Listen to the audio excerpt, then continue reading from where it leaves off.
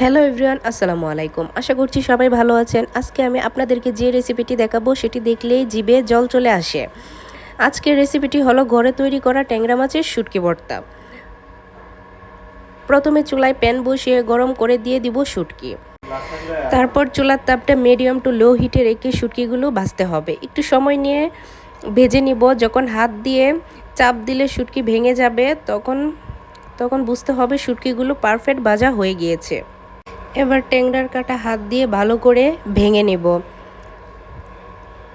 তারপর শুকনো মরিচ পানি দিয়ে পরিষ্কার করে শিলপাটায় লবণ দিয়ে পিষে নেব।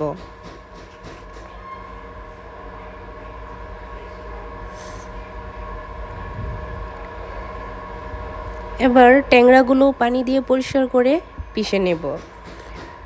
যখন ভালোভাবে ভাজা হবে তখন শিলপাটায় খুব সুন্দরভাবে পিষা হবে।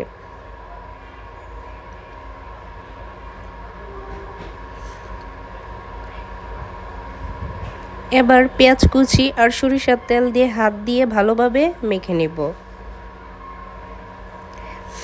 এই তো আমার ভর্তাটা কমপ্লিট। আশা করছি সবার কাছে ভালো লেগেছে। সবাই ভালো থাকবেন, সুস্থ থাকবেন। আমার চ্যানেলটি সাবস্ক্রাইব করে লাইক কমেন্ট শেয়ার করে দিবেন। আজ এই পর্যন্ত, আবারও আসবো নতুন কোনো ভিডিও নিয়ে। আল্লাহ হাফেজ।